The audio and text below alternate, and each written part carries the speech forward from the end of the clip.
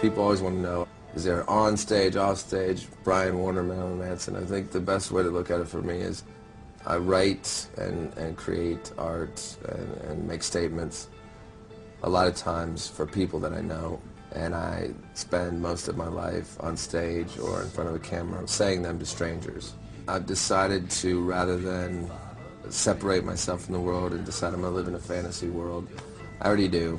If anyone at this point is questioning whether I'm crazy or not, if it's an act or not, it's an act of God, or it's a felony, or whatever it is. It is what it is. This is the gig, being me, but it's just Marilyn Manson, and that's just the easy word for it.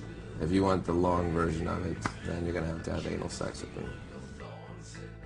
I think people that are already fans of things that I've done can expect what I have now come to realize. I can do things on my own, and Twiggy has done things on his own, but together, no one can do what we do together, and everything happens for a reason, and I believe that more now than ever.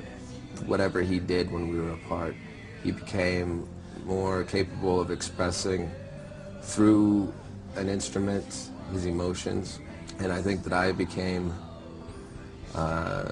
more aware of loss. Eat Me, Drink Me is a record that's hard for me to listen to now, not because it makes me sad. It just reminds me of an era where I was a broken person trying to repair myself, and I was maybe attaching myself to a Shakespearean concept of, if the world can accept me, then you know, I'm in love, and let's die together. And now I look back at that as cowardice. And the album begins with the song Devour, and that song was very hard to get to. Making the record was very easy once it was flowing. Making the music, we didn't even unpack our clothes when we started writing the music. We wanted it raw. Everything was initial instinct, first takes, no second guessing. If it happened, why question it? Why rethink it? And you know, the attitude of, what are they going to do, return it? What are you going to do, punish me? Is there something worse than where I'm at now that could happen? Is there a prison that is worse than the one I'm in, that I put myself in? This is the record we always wanted to make. Devour is a song that I questioned putting it first because it's so raw. It's me telling the story about essentially what would have happened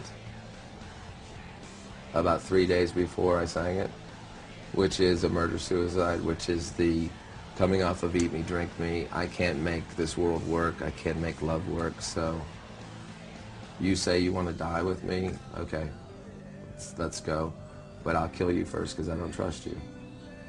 And that's as much as I'll go into the story, but that's not metaphorical, that's honest.